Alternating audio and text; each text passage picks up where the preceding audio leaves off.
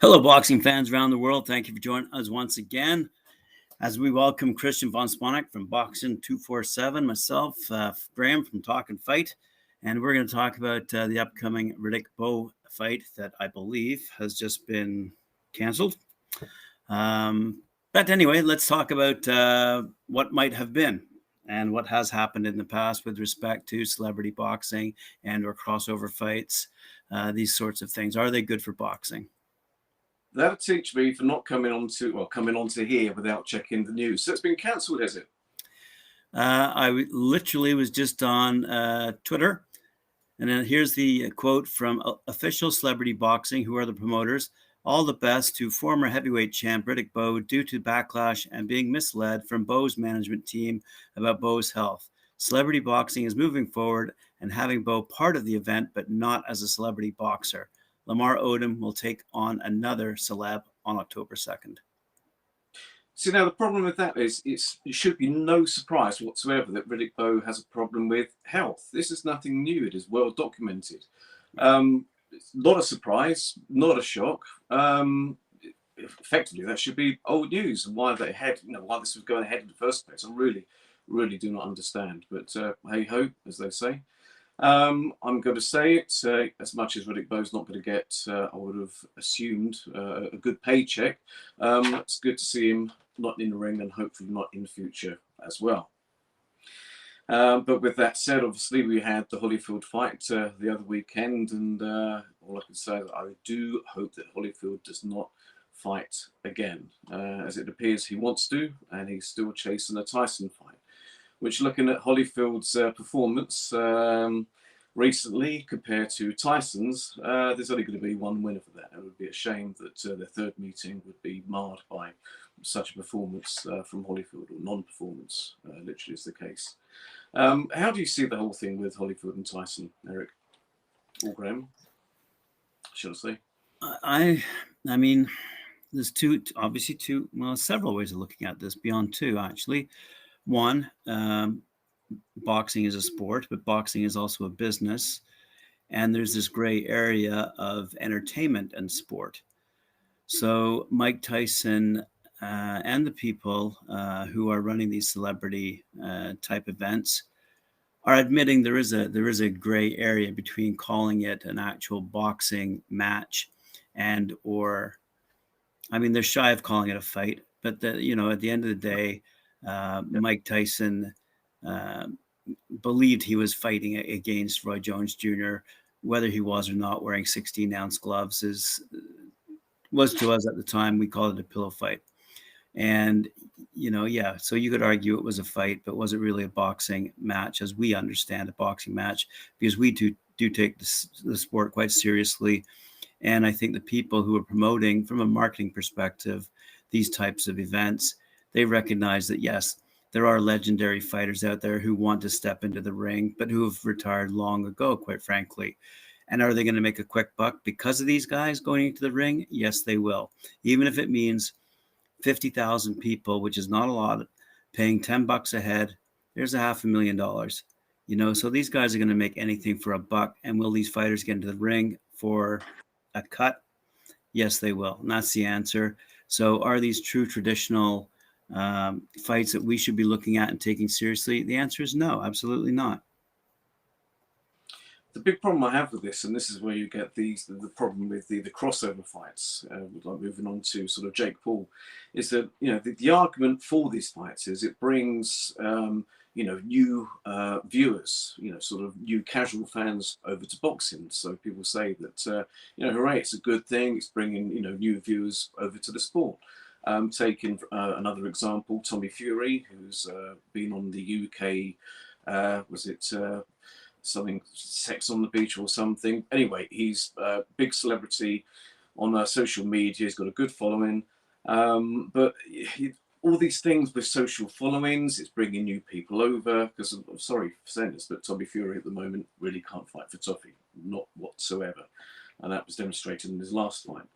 But going back to the argument of, new viewers being brought over to boxing, which is great. But the problem I have with that, double-edged sword with this, is the fact that, as far as I'm concerned, and I know this obviously doesn't apply to everybody, But I think the casual viewer, the average viewer, has only got so much disposable income per month, you know. And bearing in mind, you know, the pay-per-view fights are anything up to, what is it, $60, more than that. You know, if you're doing 2, 3, and then because you've got the usual proper boxing matches which land up on pay-per-view, and then you've got the celebrity ones as well, or crossover ones, whichever, it's too much for the person to spend. So it's like, as far as I see it, the money is diverting, whichever way you want to look at it, from the pros of the game who've earned their craft over to, you know, newbies. Okay, fair enough. Jake Paul is one of the exceptions where he has dedicated probably the last couple of years, you know, with proper training to become a boxer. But you've got, you know, who's it, the chap he fought 3 times ago? He's a former NBA player that got knocked out headfirst, you know, to the canvas. It was an awful spectacle. It was absolutely horrible. And people paid a lot of money to see that. I think that's the one which was on the Tyson Roy Jones undercard. But, you know, this is just awful. You know, it's taken away money, as far as I'm concerned, from the pro boxers that should be getting the pay-per-view, or the money gets centered onto pay-per-view and away from the small halls. You know, I just think, so, you know, people have only got so much money to spend on boxing, and this is just a new thing that hopefully, touch wood, will be a fad, and it will disappear at some point. But sadly, I've got a funny feeling, and for quite a while, it won't. Which So is a shame. I think there's a couple of things that need differentiating.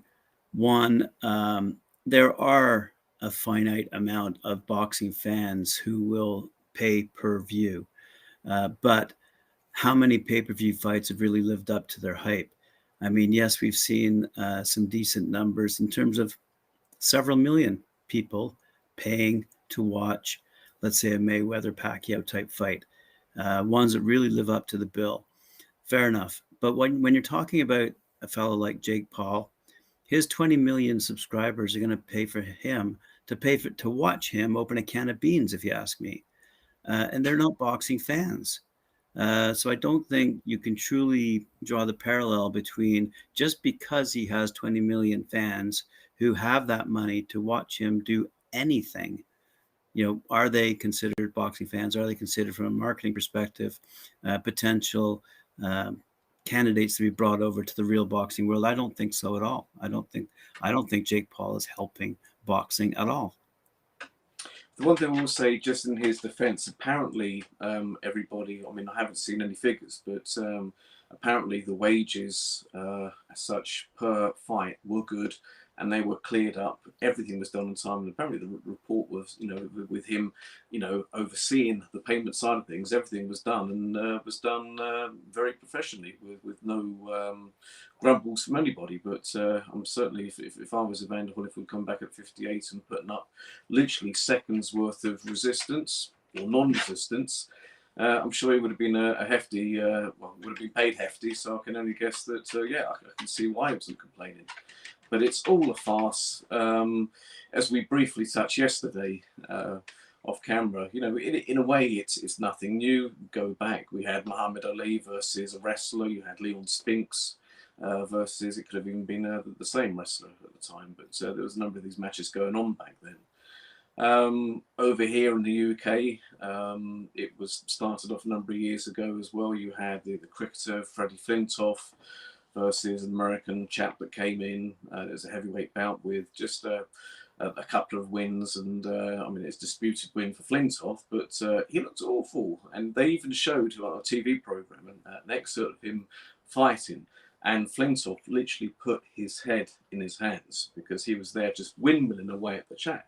You know, this wasn't pro boxing. This is not something I don't think would have been warranted on a white collar match.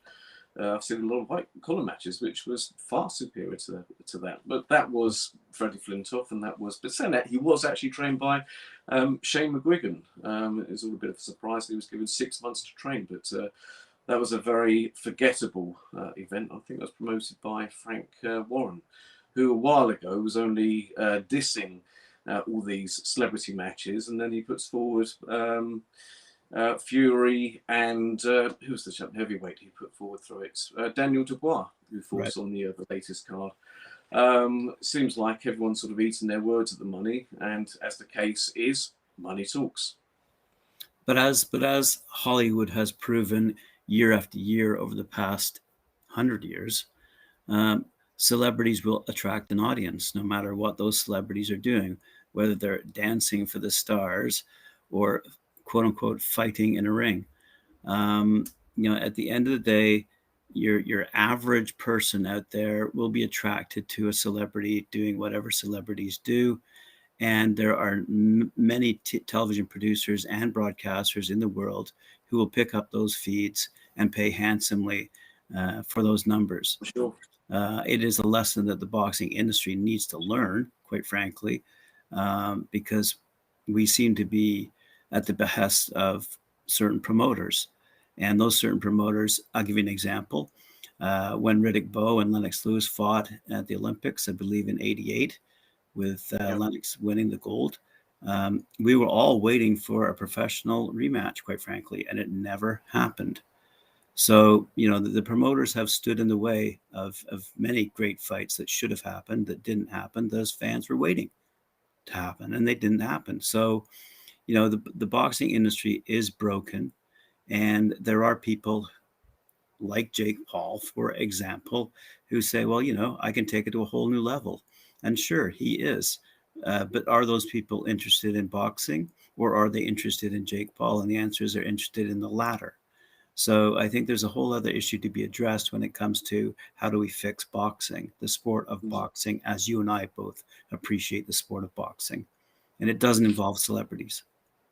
Yeah, and this whole thing, as far as I'm concerned, is absolutely unsafe. Holyfield looked absolutely awful. I mean, the reports. I mean, the funny thing with the betting with the fight was that Holyfield, going into the fight when it was announced, was the favourite.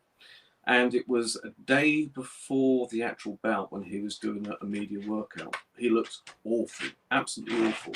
And it changed from something like, don't quote me on this, but it was something like he changed to 4-1 favourite. I think it landed up come fight time reversed, with actually being a 2-1 underdog. He looked that awful in the media workout. He looked even worse in the actual fight with a live person actually in front of him that wasn't a boxer, that actually wasn't even young himself, and was never really considered a major striker when he was in MMA. I mean, that was unsafe. And, people called the fight as being, the referee waved it off too quickly. No way that was about the best decision that could have ever happened. Because to me, Holyfield, with every shot that he was taking, or not taking, if it was just clipping him, it was awful. It was dangerous. He was shaking. His balance was off. There were just arm punches, and I think that was being generous, calling them arm punches. It was just awful, and I just think that, just going back to the Bowe situation, which I'm glad has been called off.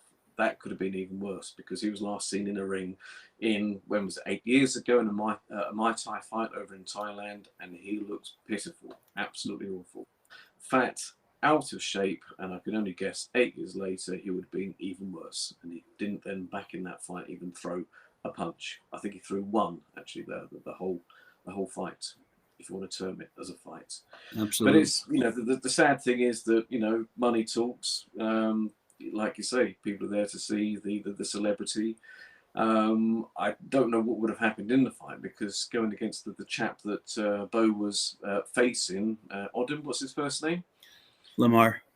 Yeah, I saw his one fight against some chap. I mean, Odom, he's 6'10". The chap he was fighting was some singer. I can't remember his name. I looked into him. 6 foot. There was nothing of him, and it was just like something you'd see, I don't know, a couple of drunks in the street. It was nothing more than that. So based on that, I felt a little bit better yesterday, knowing what Bowe was actually facing. But I can't imagine in my head. I just can't envisage how the fight would have gone, how it would have looked like. It just would have been a complete and utter farce. But I do think, it could have been Bowe or somebody down the line. Somebody is going to get hurt. It's a matter of time, and it is an accident waiting to happen, for sure.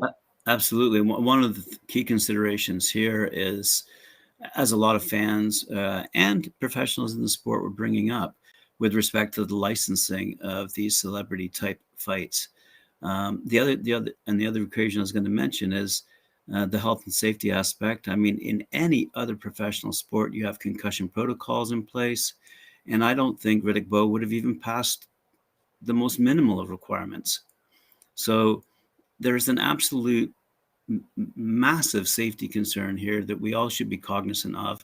And we're the vast majority of those people who are willing to pay for a ticket there to watch a boxing match, or we're there to watch a train wreck, you know. And at the end of the day, I would argue for the latter.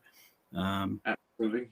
Yeah. So it kind of surprises me that some of these commissions do not step in and say, let's put a stop to this. Because, I mean, the other thing that we have to take into consideration is the brand.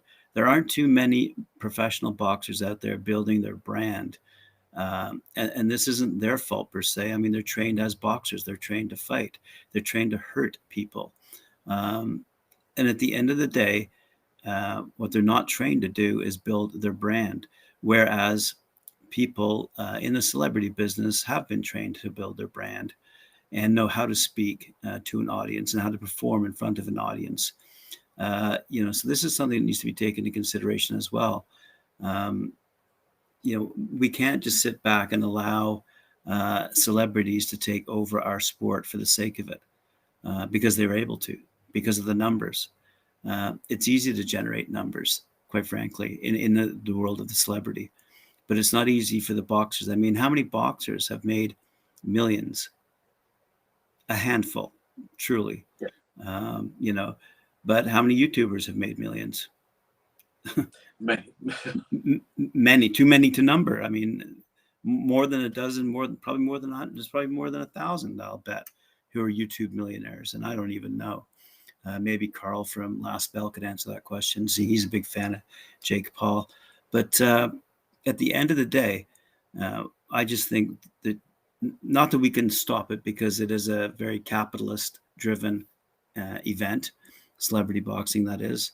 But we in the boxing industry should take lessons from what we are being taught in how to drive numbers, whether it be through social media or whether it be the various platforms that are available to us. And these are something to be taken quite seriously, if you ask me. Going back to the safety aspect of this, and it was apparently some karate association which was overlooking the Riddick Bowe fights. Never heard of them. Looked at them. They do exist, but nothing to do with boxing. But the thing that I found gutting, just going back to the Holyfield fight and the safety aspect, at the end of the day, what I'm trying to say here is that, yes, money talks. It looks like we've got to live with it for the moment with all this celebrity boxing and, you know, matching other sports and everything else, MMA and boxing. But as long as it's safe. Now, the problem is, I do not believe that safety is the primary factor in this. And my example with this was, and I find this absolutely appalling, with the Triller fight with Holyfield, what happened was that it was originally billed as an exhibition. Now, they wanted to make it professional so they could drive the pay-per-view sales up. Now, the commission didn't approve it. They said, absolutely no way. So what they did to get around this, they moved it over to Florida, different commission, lower leniency with what was required, and I'm sure money talks. And there we have it. Change of area, change of venue, change of area, change of commission. Money talks, green light, fight goes ahead, professional. But there's a but. After the fight was finished, all the rest of it, it came out, I think it was the next day, that it actually wasn't then made as a professional fight. Why? I'm not sure. Maybe it's Holyfield not wanting that disastrous result on his professional record. I did check, it originally did, when they announced it was going to be a professional fight. It did show up on BoxRec, and then it magically disappeared. But just my point of this is to, you know, loopholes they're trying to get to make the fights happen. You know, they would go down to a different governing body, to a different area. They would change venues just to get the green light. That is unsafe. That is wrong. And if it was safe, and if it was the appropriate commissions that were passing the various physicals and everything else, and we've got to live with it, as we said, then fair enough. But no, completely against this. Unsafe, accident waited to happen, awful. Yeah, that's right. And as I say, one of the thresholds should be the ability to pass one of these concussion protocols. I mean, there should be a governing body as a co-partner to these events who have those kinds of levels available from a medical perspective, who can step in and say, no, someone like a Riddick Bowe does not meet that threshold. You cannot put him into this fight. You cannot allow him. Otherwise, the insurance companies are at fault, quite frankly, because if the insurance companies kind of step in and say, no, we're happy to insure this fight, then they've made a mistake. And, when someone gets seriously injured and or sadly dies because of stepping into because they were allowed to step into the ring, because they were given the green light, they were approved to fight, then someone's made a big mistake and someone will end up paying. So at the end of the day, the commissions are at fault for not stepping in and putting their foot down and saying, we won't allow this because it doesn't meet these minimum health and safety required thresholds. And B, the insurance company should step in and stop these fights as well, because someone might get hurt and they would be at fault for allowing them. Matter of time. Well, who else is coming out of the woodwork? Who's going to be next? Well, apparently Oscar De La Hoya is going to be continuing and he wants the original opponent. He's even thrown out a challenge to Mayweather as well. A lot of people have been actually quite harsh on De La Hoya with this, because they're saying, oh, he got beat, so it was a beatdown in the first one. Oh, it wasn't a beatdown, if I remember right. And correct me if I'm wrong. It was a split decision win for Mayweather. I thought, because I watched the fight live at the time. Oscar De La Hoya did really well. That's one fight which, I don't know, safety, 47. Can he pass the physical? If he can, fair enough, because there'd be a lot of money around that one, very much so. If he can pass the physical by a proper commission, green light, not a problem. But Riddick Bowe, no. Evander Holyfield, no. Especially with Tyson, he looked good in that Roy Jones fight. I think take those pillows off of his hands. How was he? 54, 55, wasn't it? God, if I could look like him and be like that in a couple of years' time, I'll be very happy. But it's hat goes off. Got over to Mike Tyson. My hat goes off to him for what he did. I mean, that was a long time out of the ring, and what he put, his body through in a negative way. Obviously, at the tail end, actually not the tail end of his career, for around halfway through the career, but abused the body. Hadn't been in the ring for many, many years. He did really well. And the funny thing with that fight, and as much as it was declared a draw with Roy Jones, he really did shoot himself in the foot with that fight, because originally the rounds were going to be 3 minutes. Now, the consensus with the Tyson camp was that, we've got to be a bit careful here, because Roy Jones had actually fought more recently. And so they're a bit concerned, as much as Tyson was looking good explosively, in all those videos that he put out, etc. They were worried that he might burn out if the rounds are too long. So they were in control of the whole promotion, so they brought it back to 2 minutes. And he really did shoot himself in the foot with that one, because at the end of the day, if it was longer than 2 minutes, I thought he would have actually caught up with Roy Jones. Because the amount of times I was watching that fight, he looked really good. Yes, big Tyson fan. But he was there, get into Jones, a couple of openings, and the bell rang. He was, very frustrated, like women's boxing.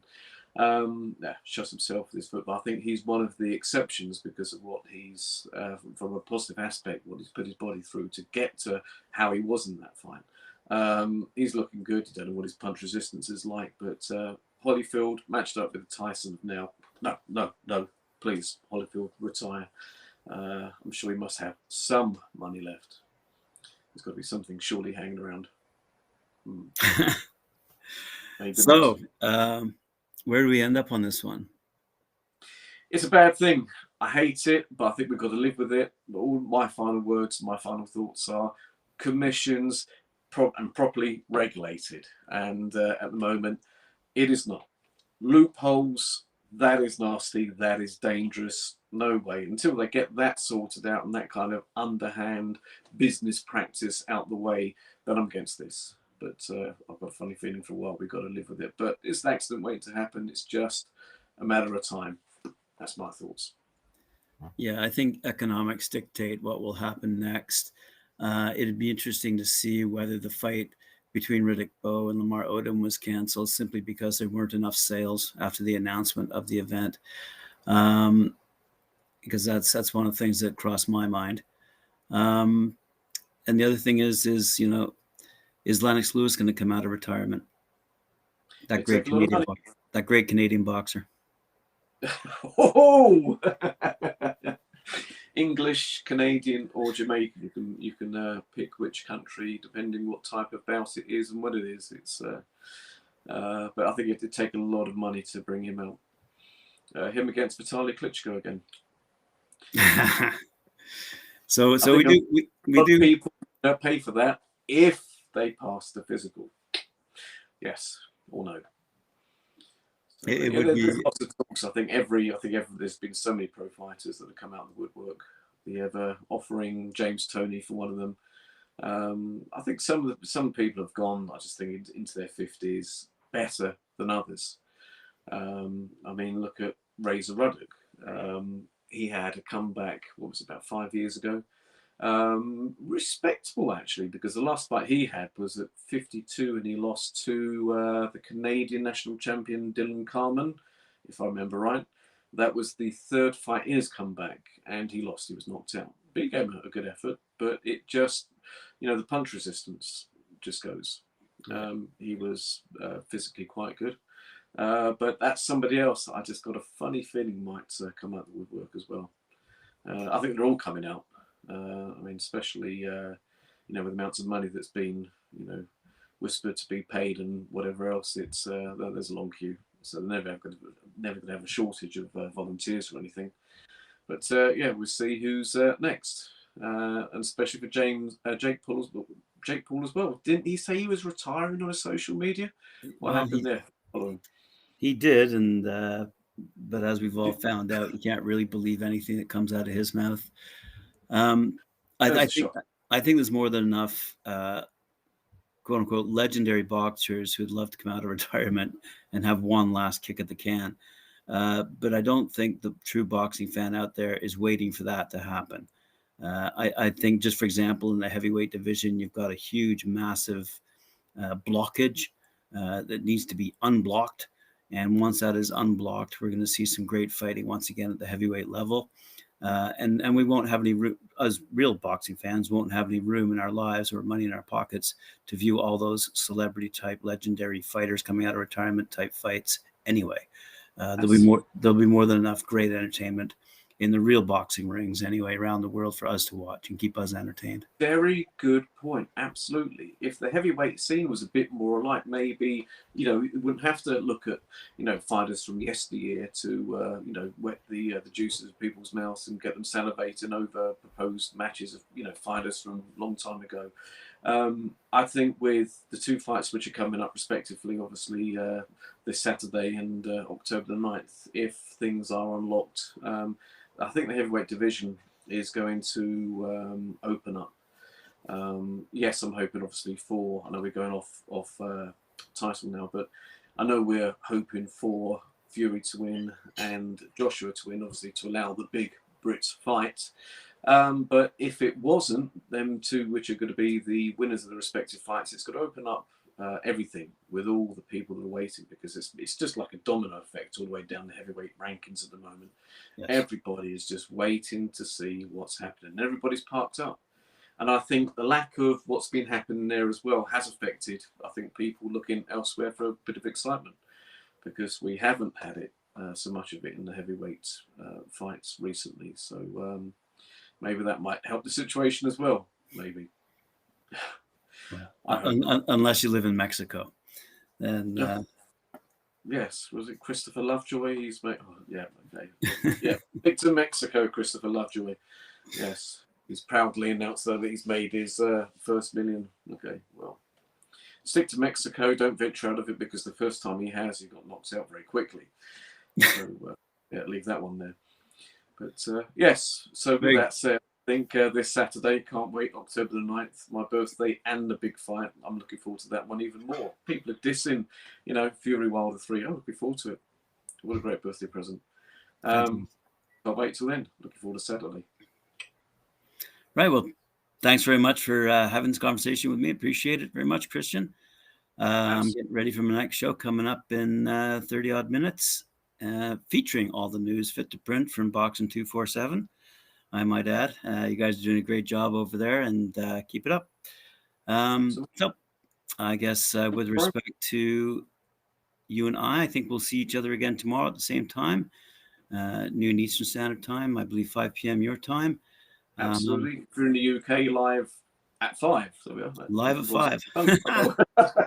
Or 12 over in Canada, yes. New tagline, live at 5. There we go. Yeah. All right. Thanks very much for joining us. Remember to like, share, subscribe, and hit that notification bell. Let you know when we're coming up next. Thanks, Kristian. All the best. Take care.